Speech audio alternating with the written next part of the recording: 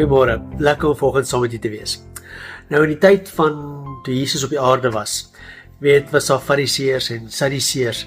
Nou Jesus sê, Matteus 28 vers 6, sê, gaan uit en gemaak disippels van alle nasies. Gemaak disippels. Nou die woord disipel in Jesus se tyd was nie 'n vreemde konsep nie. Want die Fariseërs en die Sadduseërs, hulle het almal die disippels onder hulle gehad. Hulle het mense gehad wat by hulle geleer het en hulle was disippels genoem. Nou, hierdie disippels was die beste van die beste van die beste van die beste van die beste wat uitgekies is. Hulle is by die hand uitgekies.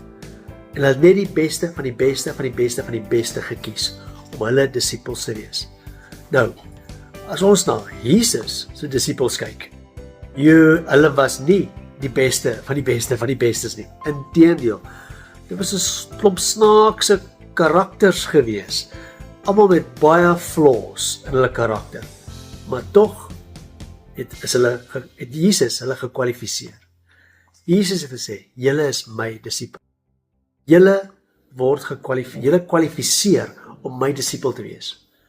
Nou gaan dan en gaan maak ander disipels. Hulle hoef nie die beste van die beste van die bestes te wees nie. Inteendeel. Hulle hoef wat die wêreld diskwalifiseer. Ek kwalifiseer hulle. En omdat ek hulle kwalifiseer, is hulle my disipel. Kan hulle my disipels wees.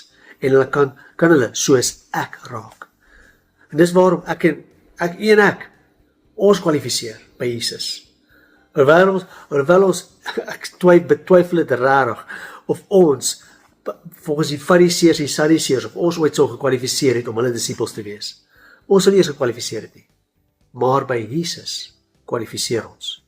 Ons is sy disipels. Dan sê hy, dan gaan hy en gaan maak ander disipels. Amen.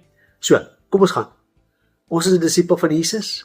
Kom ons gaan maak ander disipels. So is hy. Amen.